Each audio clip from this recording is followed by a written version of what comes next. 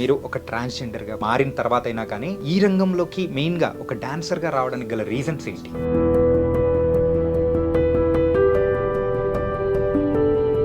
నేను ఆ ప్రోగ్రామ్ చూసి నేను కూడా ఇట్లా ఇంతమంది జనాల్లో నేను కూడా కనబడాలి కదా అనే పట్టుతో నేను ప్రోగ్రామ్ నేర్చుకున్నాను సార్. మీరు ఒక డాన్సర్గా అయితే ప్రస్తుతం మరి ముందుకు దూసుకెళ్తున్నారు. డాక్టరేట్ సాధించడం అనేది కూడా చాలా కష్టం. సో మీరు ఆ డాక్టరేట్ అనేది కూడా సాధించుకొని ఎంతో మందికి ఆదర్శంగా కూడా ముందుకెళ్తున్నారు. అది ఎలా సాధ్యం? నేను ఎటువంటి వేరే ఆలోచన ఏం పెట్టుకోకున్నట్ల భజనే నా జీవితం అనుకొని గురువులకు నమ్ముకొని నన్ను ఆదరిస్తున్న ఫాలోవర్స్ అందరి నుంచి నేను ఈ పేరు సంపాదించుకొని వాళ్ళు ఆదరిస్తున్నందుకు నేను డాక్టరేట్ సంపాదించుకున్నాను సార్. పూర్వకాలం నుంచి ఎప్పటి నుంచో మనం చూస్తుంటాం చెక్క భజన అనేది ఫేమస్. కాకపోతే రాను రాను ఆ కళ అనేది తగ్గిపోతూ వస్తుంది. సో ఎందుకు ఆ కళ అనేది తగ్గిపోతూ వస్తుంది అంటారు? ఎన్ని ప్రోగ్రామ్స్ ఉన్నా చెక్క భజన అంత ఆనందం ఎక్కడ ఉండదు సార్. ఇప్పుడు పల్లెటూర్లలోనే ఎందుకు ఉండాలని యూట్యూబ్ ఛానల్ క్రియేట్ చేసినాం సార్ మేము. మీరైతే ఒక కళారంగానికి మీరైతే సేవ చేసుకుంటూ మరి ముందుకెళ్తూ ఉన్నారు. అంటే ఒక గోల్ కానీ ఆ స్థాయిలో నిలబడాలని ఉంటుంది కదా. సో అది ఏంటి? మేము చిన్న కళాకారిని, మాకెట్లుంటా సార్ అని నేను అడిగినాను. వాళ్ళు ఉన్నారు కదా, వాళ్ళతో ఫోన్ మాట్లాడించి ఆ స్టేజ్లోనే ఎందుకు ఉండాలి, కొంచెం పై మెట్టు రావాలనే ఒక ఇది ఆశ సార్ మాకు. మంగ్లీ గారు మీ అత్త కూతురా? మంగ్లీ మా అత్త కూతురు సార్. ఈ పేరు నుంచే నాకు హ్యాపీనెస్ ఉంది sir. Hi guys, welcome to I dream. నేను మీ చాణక్య. సో కళల పట్ల మనకు మక్కువ ఉంటే మనం ఎలా ఉన్నా ఎక్కడ ఉన్నా కానీ ఆ కళా రంగానికి మనం సేవ చేసుకుంటూ కూడా ముందుకు వెళ్ళిపోవచ్చు. ఎంతోమందికి ఆదర్శంగా కూడా నిలవచ్చు. అలా నిలుస్తూ ఇప్పుడైతే ముందుకు దూసుకెళ్తున్న డాన్సర్ సమీరా ఇప్పుడు మనతో పాటు ఉన్నారు. ఆవిడతోనే మాట్లాడదాం. నమస్తే అమ్మా. నమస్తే సార్. ఎలా ఉన్నారమ్మా? బాగున్నాం సార్, మీరు బాగున్నారా? నేను చాలా బాగున్నాను. మా ఐ డ్రీమ్ సో ఆఫీస్కి కూడా వచ్చేసారు, మాకు ఇంటర్వ్యూ ఇస్తున్నారు. ఇది మాత్రం మాకు చాలా హ్యాపీగా కూడా అనిపిస్తుంది. Thank you sir. Yeah Sameera sir, మీరు ఒక డాన్సర్గా అయితే ప్రస్తుతం మరి ముందుకు దూసుకెళ్తున్నారు. అవును సార్. సో అది కాకుండా ఏంటంటే ఒక డాక్టరేట్ సాధించడం అనేది కూడా చాలా కష్టం. సో మీరు ఆ డాక్టరేట్ అనేది కూడా సాధించుకొని ఎంతో మందికి ఆదర్శంగా కూడా ముందుకెళ్తున్నారు. అవును సార్. అది ఎలా సాధ్యం? చెక్క భజన నుంచి సార్. నేను చెక్క భజన అంటే నా ప్రాణం సార్. నేను ఎటువంటి వేరే ఆలోచన ఏం పెట్టుకోకున్నట్ల భజనే నా జీవితం అనుకొని గురువులకు నమ్ముకొని నా ఒక ప్రాణం ఇది చేస్తున్నదే చెక్క భజన గురువులందరూ. వాళ్ళ నుంచి నన్ను ఆదరిస్తున్న యూట్యూబర్స్, ఇన్స్టాగ్రామ్స్, నా ఫాలోవర్స్ అందరి నుంచి నేను ఈ పేరు సంపాదించుకొని వాళ్ళు ఆదరిస్తున్నందుకు నేను డాక్టరేట్ సంపాదించుకున్నాను సార్. కేవలం ఒక డాక్టరేట్ అంటే పర్లేదు, కానీ సో 2 డాక్టరేట్లు, అది కూడా ఏంటంటే ఊరికే ఎవరికి పడితే వాళ్ళకి డాక్టరేట్ అనేది కూడా ఇవ్వరు. మీరు ఆ కళారంగానికి చేస్తున్న సేవను దాని తగ్గట్టు కూడా ఇచ్చారు.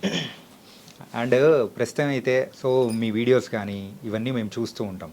సో మీరు ఒక ట్రాన్స్జెండర్గా తర్వాత మారిన తర్వాత అయినా కానీ సో ఈ రంగంలోకి మెయిన్గా ఒక డాన్సర్గా రావడానికి గల రీజన్స్ ఏంటి? ఇట్లా మేము పల్లెటూరులో పుట్టినాం సార్. ఏ ఊరమ్మా? మాది గుత్తి పక్కన విలేజ్ గుండాల తాండా సార్. గుండాల తాండా, ఎర్రగుడి గుండాల తాండా. ఓకే. అట్లా ప్రోగ్రామ్స్ ఉండే చెక్క భజన, అట్లా అక్కడ ప్రోగ్రామ్స్ మేము చూసేకపోయి పలాని డాన్సర్గా మేము తయారు కావాలి, ఇదే ఎట్లా ఉండాలి, నేను డాన్సరే కావాలనే పట్టుబడి నేను ఆ ప్రోగ్రామ్ చూసి నేను కూడా ఇట్లా ఇంతమంది జనాల్లో నేను కూడా కనబడాలి కదా అనే పట్టుతో నేను ప్రోగ్రామ్ నేర్చుకున్నాను సార్. కానీ ఎప్పుడైనా కానీ ఒక కళారంగం వైపు వెళ్తున్నాము అంటే తల్లిదండ్రులు ఖచ్చితంగా ఎందుకు మనకెందుకు, యూజువల్గా అయితే మా పల్లెటూర్లలో కానీ టౌన్లలో ఉన్న తల్లిదండ్రులు ఎలా ఉంటారు, వాళ్ళ ఆలోచన విధానం వేరుగా ఉంటుంది. అవును సార్. సో వాళ్ళు ఏమన్నా అబ్జెక్షన్ చెప్పడం అట్లా ఏమన్నా ఉండిందా? అది అని నేను నా స్వతంత్రంగానే నేను ఇట్లున్నాను కదా, ఎందుకు ఇట్లనే నా పేరు ఎందుకు ఇది చేసుకోవాలా, నా తల్లిదండ్రులకి నేను ఇట్లా నేను పేరు పోగొట్టేసినాను, నేను ఒక స్థాయిలో ఉండాలా అనే ఆలోచనతో నేను ప్రోగ్రాంలు పట్టుకునేసినాను సార్. ఓకే. సో అలా పట్టుకొని మరి ముందుకు వెళ్తున్నారు. అవును సార్. యా. కానీ మీకు అంటే ఏ ఏజ్లో తెలిసిందమ్మా మీరు ఇట్లా అని చెప్పేసి? నాకు ఒక 13-14 ఇయర్స్లో సార్. 13-14 ఇయర్స్. సో యూజువల్గా అయితే ఇలా అనేటప్పటికీ ఖచ్చితంగా తల్లిదండ్రులు కానీ చుట్టూ ఉన్న బంధువుల విషయాలకు వచ్చేటప్పటికి ఖచ్చితంగా అబ్జెక్షన్లు, గొడవలు, తిట్లు అన్నీ ఉండనే జరిగినాయి సార్ అవి. మరి ఇలా మారడానికి గల రీజన్ ఏమనిపించింది, ఎలా మారారు? హార్మోన్స్ ప్రాబ్లం నుంచి మారిపోయినాం. కానీ అంటే ఆపరేషన్ చేయించుకోవడం అనేది కూడా జరిగింది కదా? అవును సార్. నాకు ఒక 14 ఇయర్స్ ఉన్నప్పుడే నేను ఆపరేషన్ చేయించుకున్నాను. అట్లే ఈ జన్మలో ఉన్నాను కదా, ఎందుకు ఇట్లనే ఉండాలా అని ప్రోగ్రాంల మీద నా ఇంట్రెస్ట్ అంతా, నేను అంతే ప్రోగ్రామ్, నా చెక్క భజనే నా కళ, నా జీవితమే కళకు దారిపోసేసినాను సార్. అండ్ మరి మీరు మారిన తర్వాత సో ఇంట్లో వాళ్ళు మిమ్మల్ని బాగానే యాక్సెప్ట్ చేశారా? బాధపడినారు సార్, కొన్ని రోజులు బాధపడినారు. ఓకే. ఎందుకు వద్దు అది ఇది అని. ఎన్ని రోజులు మరి అట్లా బాధపడ్డారు? ఏంటి వాళ్ళు కంప్లీట్ యాక్సెప్ట్ చేయడానికి ఎన్ని రోజులు పట్టింది? 4-5 years వరకు చాలా ఇది అయిపోయినారు అమ్మ నాన్న. వాళ్ళకి ఎందుకు ఇది చేయాలా అని చెప్పేసి నేనే కొంచెం సింగిల్గా ఉండిపోయినా. సింగిల్గా ఉండి కూడా నేను ఎక్కడ బయట బెగ్గింగ్స్ కానీ అటువంటి ఆలోచనలు ఏం పెట్టుకోలే. ఇదే ఈ జన ఆకర్షణ బట్టి, నేను ప్రోగ్రాంలు బట్టి, నేను ప్రోగ్రామ్తోనే దూసుకెళ్ళిపోతున్నాను సార్. అంటే మీకు నార్మల్గా ఈ చెక్క భజన కానీ డాన్సింగ్ కానీ ఇలాంటివన్నీ ఏ ఏజ్ నుంచి మొదలైంది?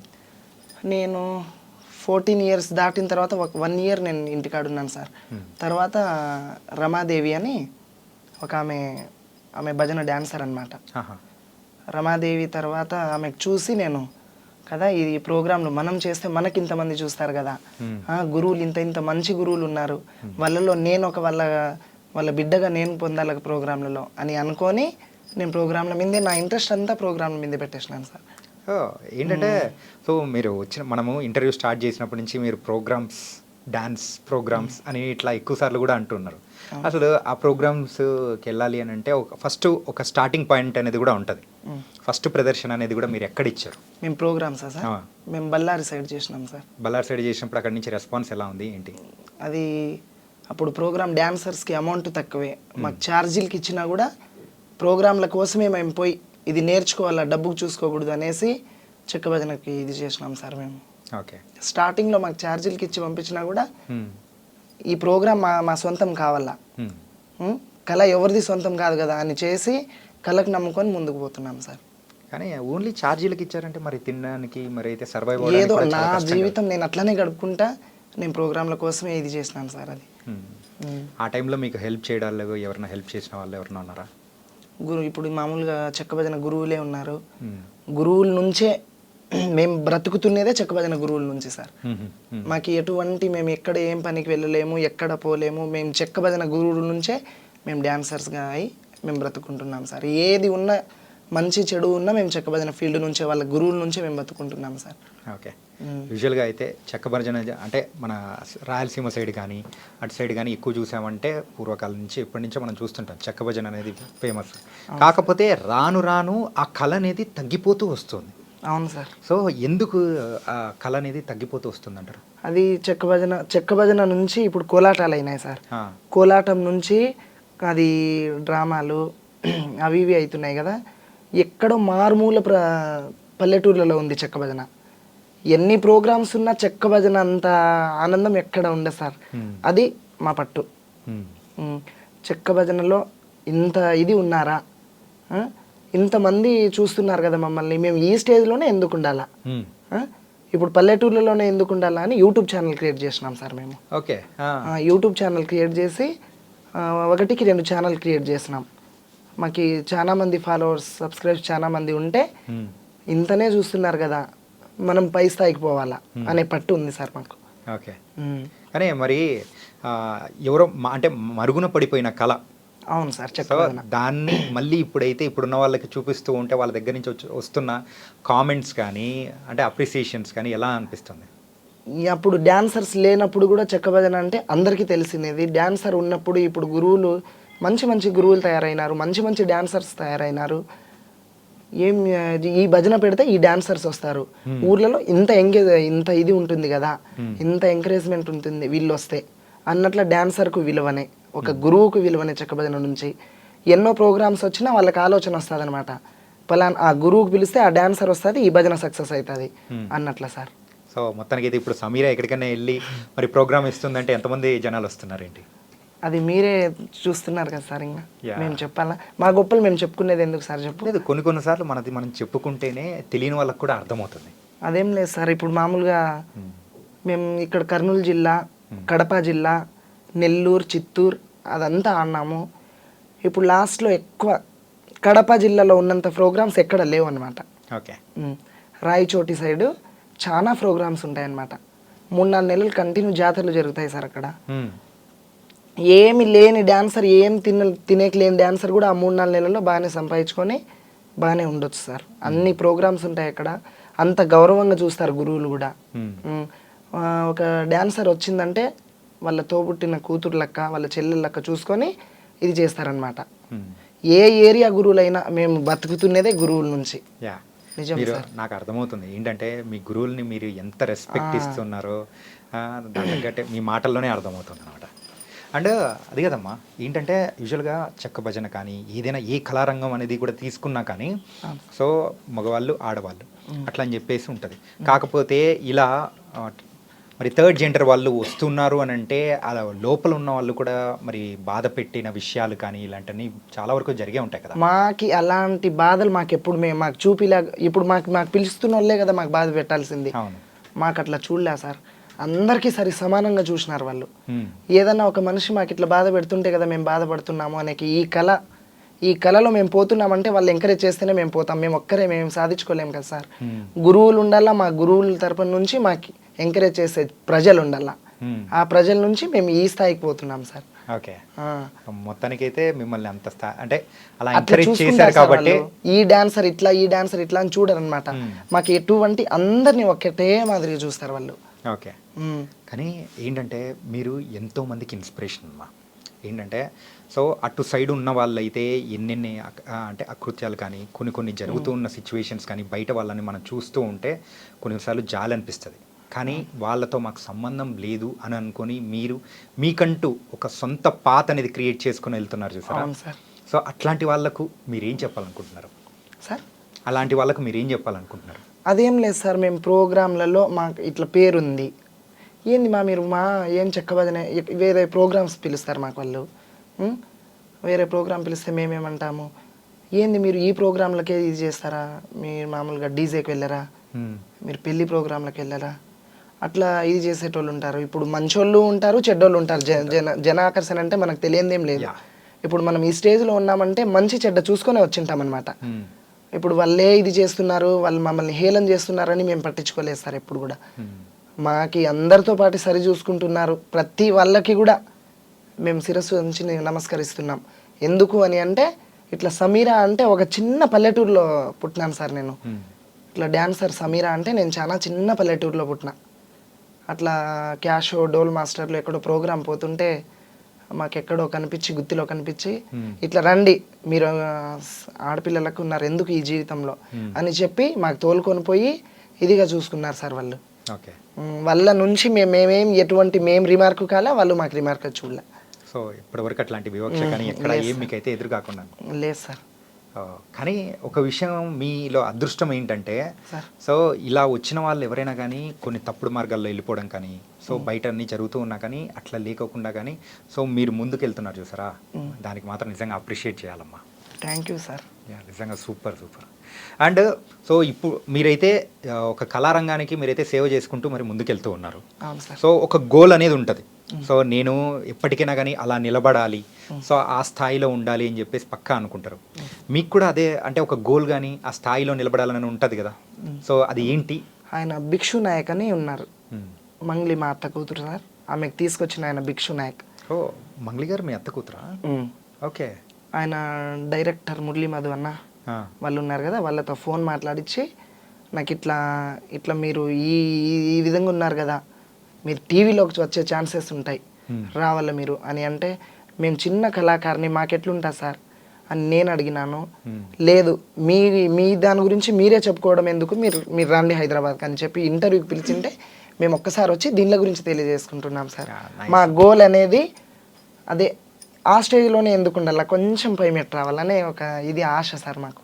ఆశ ఏంటంటే మనం ఒక కళలు కనాలి, ఆ కళలు నెరవేర్చుకోవాలంటే ఆ పట్టుదల కూడా ఉండాలి. కానీ అది మీలో ఎక్కువగా కూడా ఉందమ్మా. Thank you sir. అండ్ అలాగే మన మంగ్లీ గారు మీ అత్త కూతురు అని చెప్పేసి అన్నారు కదా, సో తర్వాత ఇప్పుడైతే మంగ్లీ గారు అంటే ఒక ఫేమస్ సింగర్గా అయ్యారు, మీరు కూడా ఒక కళారంగం నుంచే ఉన్నారు. ఎప్పుడైనా మీట్ అవ్వడం కానీ మాట్లాడడం కానీ అవుతాం సార్. మామూలుగా ఊర్లోకి వస్తే ఆమె మా అత్త కూతురే సార్. వాళ్ళ తమ్ముడు శివ మాకు కాంటాక్ట్లో ఉంటాడనమాట, సత్య వాళ్ళ చెల్లెలు. మేమంతా మా అక్క వాళ్ళందరూ ఒక క్లాస్మేట్ అనమాట. ఓకే. మాకు తెలిసిపోతుంది అనమాట. వాళ్ళ అమ్మ నాన్నలు మా ఊరికి వస్తుంటారు, మా ఇండ్లకు వస్తుంటారు. అత్త కూతురు అంటే ఇంకా మాకు రిలేటివ్స్ కదా, తెలిసిపోతా సార్. మామూలుగా మాట్లాడతాం, కలుస్తాం, చేస్తాం. చెక్క భజన కానీ ఇలాంటివన్నీ చేస్తున్నారు. సో మీరు కూడా ఏంటంటే ఒక ముందుకు వెళ్ళాలి అని అనుకున్న వాళ్ళు, సో ఒక డాన్సర్గా ముందుకెళ్తున్నారు. ఒక ప్రైవేట్ ఆల్బమ్ సాంగ్స్ కూడా చేయాలని మీకు కూడా అనిపించి ఉంటుంది కదా? అనిపించి ఉంటుందంటే అంత ఇది ఉండదు కదా మనతో అనే భయం పుడుతుంది సార్ కొంచెం. ఇప్పుడు ఎప్పుడు చూడని దానికి చూసేకి వెళ్తే మనకి కొంచెం ఇది అవుతుంది కదా. యా. సో ఏం లేదు, ఎందుకు అడుగుతున్నా అంటే ఆల్రెడీ మంచి మంచి సింగర్స్ మీ ఇళ్ళలోనే ఉన్నారు ఆల్రెడీ. మంగ్లీ గారు కానీ, సో వాళ్ళ చెల్లెలు సత్య గారు కానీ ఆల్రెడీ మంచి సాంగ్స్ పాడుతూ ముందుకెళ్తూ ఉన్నారు. మేము లంబాడి కదా సార్. అయితే ఉందమ్మా. సో ఒక కళారంగాన్ని ప్రోత్సహిస్తూ ముందుకెళ్తున్నప్పుడు అలా ఇలా అని ఏముండదమ్మా. సో ముందుకెళ్తూ ఉన్నారు హ్యాపీగా. ఏంటంటే సో మంగ్లీ గారితో కూడా ఒక సాంగ్ పాడిచ్చి కూడా మీరు డాన్స్ వేసి అట్లా ముందుకెళ్ళారంటే ఇంకా బాగుంటుందేమో అని కూడా అనిపించి అడుగుతున్నాను అనమాట. ఫ్యూచర్లో చేద్దాం సార్. యా. మనం అంత సక్సెస్, మన బతుకు బాగుంటే ఖచ్చితంగా సాధిద్దాం సార్. ఓకే. అండ్ మీకు డాక్టరేట్స్ అనేది కూడా వచ్చాయి. అండ్ సో ఒక డాక్టర్, మరి మీ పేరు ముందు కూడా ఒక డాక్టర్ అనేది కూడా పెట్టుకునేంత అర్హత అనేది కూడా సాధించుకున్నారు. సో మీరు ఏం చదువుకున్నారు? నేను 9th క్లాసే చదువుకున్నాను సార్. 9th class. ఎందుకు ఆపేశారు చదువు అనేది కూడా? ఏదో నాకు ఇంట్రెస్ట్ పుట్టలా, నా హార్మోన్స్ ప్రాబ్లం అయ్యి నేను అటు వెళ్ళిపోయినాను. కానీ చదువు అంటే నాకు ఇంట్రెస్ట్ లేదు సార్. ఓకే. చదువు అనేది ఇంట్రెస్ట్ లేకుండానే ఆపేసి ఈ కళారంగం అయిపోయిన తర్వాత. ఓకే, నైస్ మా. ఏంటంటే సో మీరు ఇంత చేస్తూ ముందుకెళ్తూ ఉన్నారు. సో కానీ ఏంటంటే ఆ డబ్బు విషయంగా పరంగా కూడా ఎక్కడో ఒక చోట మనకు పడిన బాధలు అనేది కూడా ఉంటాయి కదా ప్రోగ్రామ్స్ లేని టైంలో. అవును సార్. సో మీ కెరియర్ స్టార్టింగ్లో కూడా సో డబ్బు లేకుండా ఇబ్బంది పడిన సందర్భాలు కానీ అట్లా ఏమైనా ఉన్నాయా? దండిగా ఉన్నాయి సార్. ప్రోగ్రాంలు జరగవు. ఇప్పుడు కరోనా టైంలోనే ఎక్కడ లేకోకుండా ఎట్లా కూర్చునేసినాం ఇంటికాడే. బయటికి తిరిగే సిచ్యువేషన్లో లేము ఇప్పుడు, మీకైనా మాకైనా. ప్రోగ్రాంలు లేకోకున్న టైంలో నేను బయటికి ఎక్కడ పోలేదు సార్. మామూలుగా తల్లిదండ్రి మీదే ఆధారపడి బతికిన. తల్లిదండ్రినే చూసుకున్నారు సార్ ఆ టైంలో నాకు. నేను ఎటువంటి సమస్యల్లో అయినా చాలా పేదరికం నుంచి పుట్టి బయటకు వచ్చినాం సార్ మేము. మా తల్లి తండ్రి చాలా పేదవాళ్ళు. ఆ పేదరికం నుంచి వాళ్ళు ఏం చేసినారో, నేను ఇట్లా ఉన్నా కూడా ఇంటి మీదే పోయి కూర్చునేసిన, నేనేం చేసుకోలేకపోయినా బయటికి పోయి అని చెప్పేసి ఇంటికాడే కూర్చునేసిన. అమ్మ నాన్ననే చూసుకున్నారు సార్ నాకు ప్రతిదీ. కానీ ఇప్పుడు వాళ్ళని ఎవరు చూసుకుంటున్నారు? నేనే చూసుకుంటున్నాను. అంతే కదా.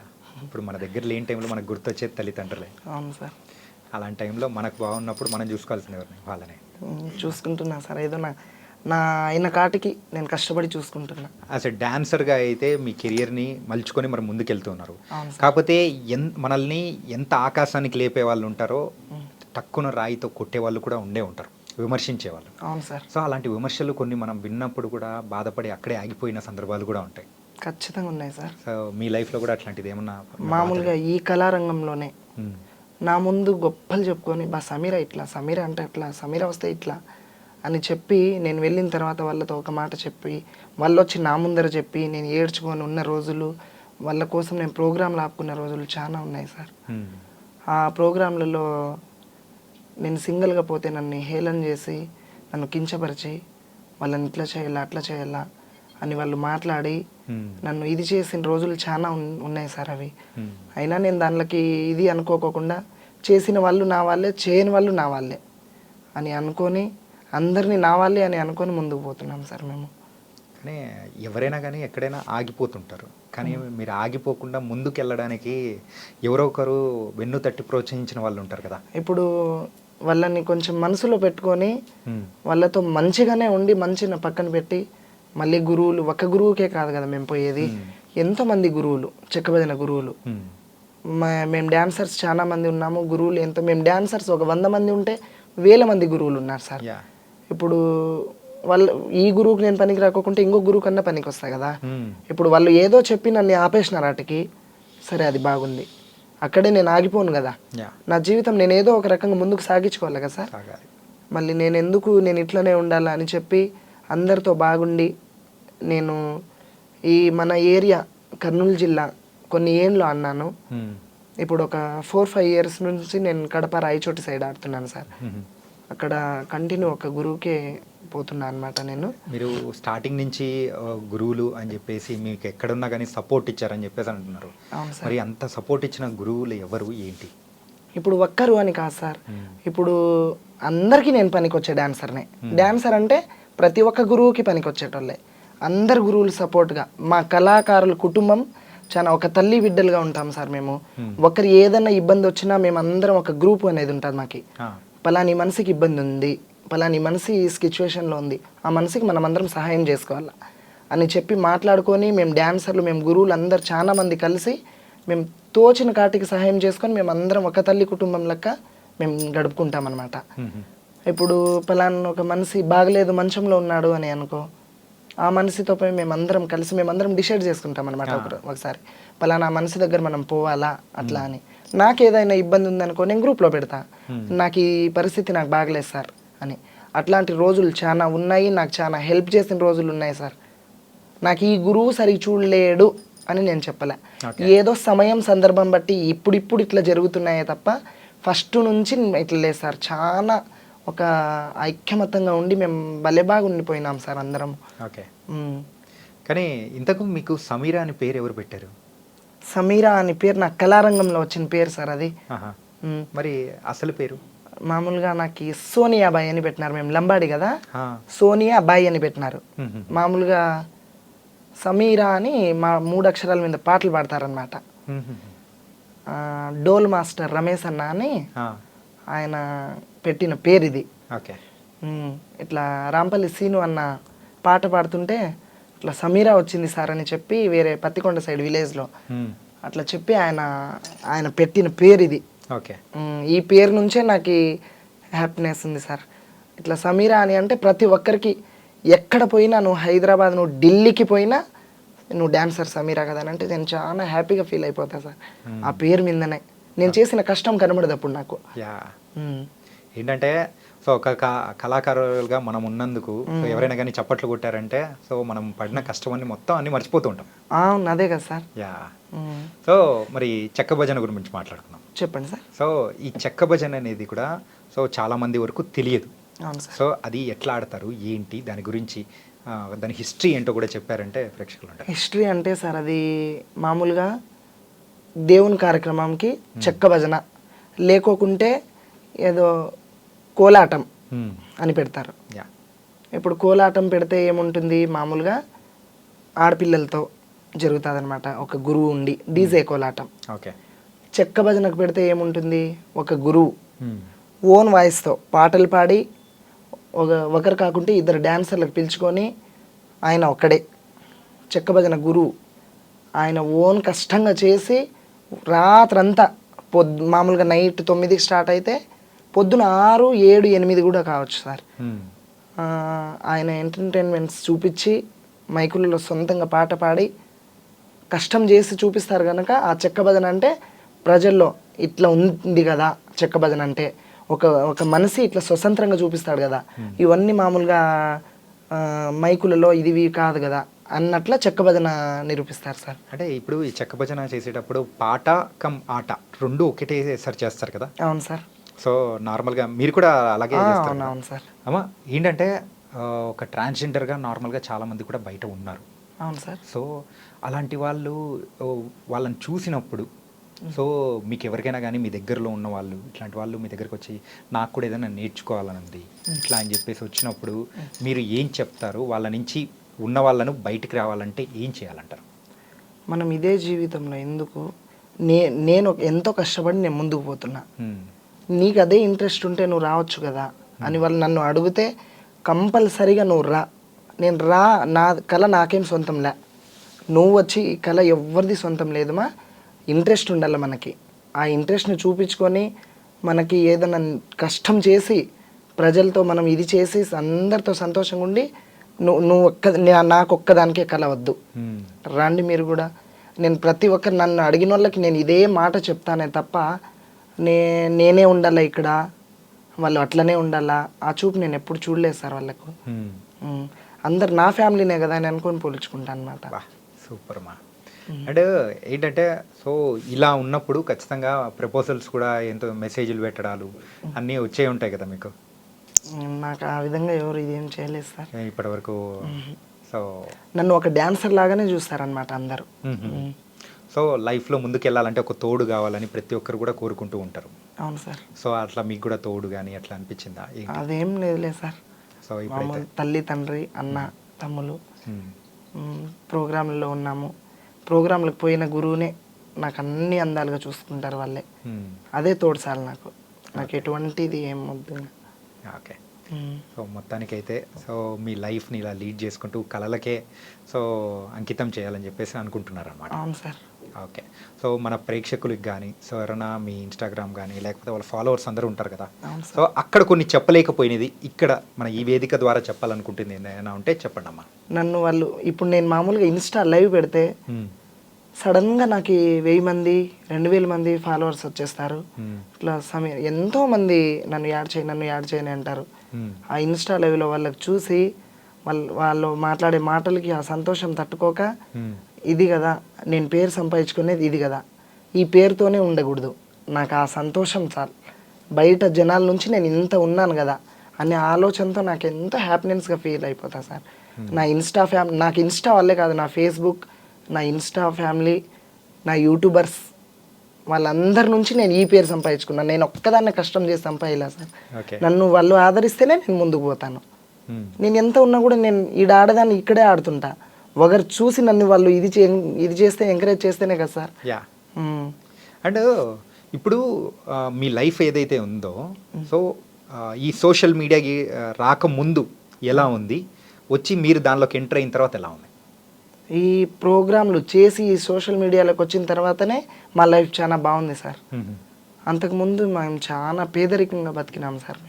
అంటే ఇప్పుడు ఈ సోషల్ మీడియా ద్వారా మీకు అంటే డబ్బులు సంపాదించుకునే మార్గాలు పెరిగాయంటారా లేకపోతే ఎలా? సోషల్ మీడియా నుంచే కాదు, మేము చేస్తున్న కష్టం నుంచి ఈ సోషల్ మీడియాతో మా పేరు పక్కకు పోయి ఈ స్టేజ్లోనే కాదు, ఈ జిల్లానే కాదు, ఇంకొక జిల్లాలో కూడా పలానా డాన్సర్ రావాలా, ఈ ప్రోగ్రామ్ హైలైట్ ఉంటుంది, పలానా గురువే రావాలా. ఇప్పుడు మేము చేయాలంటే ఇట్లా రాయచోటి అశోక్, సమీరా ఉంటే ఈ ప్రోగ్రామ్ చాలా బాగుంటుందన్నమాట అని వాళ్ళు అడిగిన వాళ్ళ కాడపోయి వేరే వాళ్ళు చెప్పడం ఉంటుంది, చాలా ఉంటాయన్నమాట. అయినా అందరం ఒకటే అని కలిసికట్టుగా వెళ్ళిపోతాం ప్రోగ్రాంలలో మేము. ఓకే. మీరు ఇప్పటివరకు చేసిన ప్రదర్శనలలో మీకు బాగా హైలైట్ అనిపించింది, అరే నేను చేస్తున్నా కానీ ఇంతమంది వచ్చారా అని అనిపించిన ప్రోగ్రామ్ ఏదైనా ఉందా మీకు గుర్తుండిపోయే ప్రోగ్రామ్? అందరితో కలిసి మేము అందరితో ఒకేలా చేస్తాం సార్ ప్రోగ్రామ్. ఈ గురువుకి ఇట్లా, ఈ గురువుకి అట్లా మేము చేయమన్నమాట. పర్టికులర్గా ఒక ప్లేస్లో మీరు వెళ్ళి ప్రదర్శన ఇచ్చేటప్పుడు కానీ సో ఇప్పుడు ఫర్ ఎగ్జాంపుల్ రాయచోట్లో నేను వెళ్ళినప్పుడు అన్నా ఇట్లా చాలామంది వచ్చారు, ఇలా జరిగింది, సో నా లైఫ్లో నేను ఇలా జరుగుతుందని అనుకోలేదు అని సందర్భాలు ఉంటాయి కదా. అవును సార్. సో అలా మీ లైఫ్లో గుర్తుండిపోయిన సందర్భం ఏదైనా? అదేం లేదు సార్, ఇక్కడ మామూలుగా ఇక్కడ ఆడుతున్నాను, రాయచోటి సైడ్ పోయినాకనే ఆ పేరు అనేది కొంచెం ఇది అయిపోయింది నాకు. ఈ అన్ని జిల్లాల్లో ఆడుతున్న కడప జిల్లా ఎక్కినాకనే కొంచెం ఆ జిల్లాలో ఆడుతున్నప్పుడే ఈ టీవీలలో రావడం, ఈ ఇంటర్వ్యూలు ఇవ్వడం అట్లా స్టార్ట్ అయింది. అక్కడ ఏమంటే సార్ ప్రోగ్రాంలు కాంబినేషన్స్ ఉంటాయన్నమాట, పోటీలు జరుగుతాయి, భజనలు. పోటీలు కూడా జరుగుతాయి అందులో? ఓకే. మామూలుగా ఒక జాతర జరుగుతుంటే 10-15 భజనలు ఉంటాయి. ఇప్పుడు మేము ఇక్కడ ఆడుతుంటే ఇంకొక భజన వచ్చి మాకు ఇక్కడ పోటీ పెట్టుకుంటారు. కోలాటం వాళ్ళు వచ్చి మాకు ఇక్కడ పెట్టేస్తారు, ఇంకొక భజన ఇక్కడ పెట్టేస్తారు, మధ్యలో మేము ఉండిపోతాం. వాళ్ళలో జయించుకొని రావాలా, ఇక్కడ జయించుకున్నాం కదా మేము సార్ మాకు ఇదే అన్నట్లుగా ఉంటుంది అనమాట మాకు. ఓకే. సో అట్లా జయించుకుంటూ కూడా ముందుకు వెళ్ళిపోతున్నారు అనమాట. అంటే భజనలలో కూడా ఇలా పోటీలు ఉంటాయని మాకు తెలియదు అనమాట. చాలా ఉంటాయి సార్. ఎంత పోటీగా ఆడినా కూడా మేము ప్రోగ్రామ్ అయిపోతే ప్రోగ్రామ్ వరకు ఎవరి ప్రోగ్రామ్ వాళ్ళు సక్సెస్ చేసుకోవాలనే ఉంటాం కదా. ఇప్పుడు ప్రోగ్రామ్ అయిపోతే మేము అందరం ఒక తల్లి పిల్లలాగే అందరం కలిసి ఎవరి ఇళ్ళకి వాళ్ళు వెళ్ళిపోతాం అనమాట. అది మాత్రం జరిగేదమ్మా. సో మొత్తానికైతే కొత్త కొత్త విషయాలు కానీ మాతో చాలా చక్కగా షేర్ చేసుకున్నారు. అండ్ అసలు డాన్సర్ సమీరా అంటే ఏంటి, ఎక్కడి నుంచి వచ్చారు అనేది కూడా మా ప్రేక్షకులకి చాలా చక్కగా వివరించారు. So thank you so much మా. Thank you sir. Yeah. So స్వశక్తి ఉంటే మనం ఎక్కడి నుంచైనా ఏదైనా సాధించగలము అని చెప్పేసి మరి ఇక్కడ సమీరా గారు కూడా చెప్పేశారు. సో అది కూడా 2 డాక్టరేట్లు కూడా తను తెచ్చుకున్నారనమాట.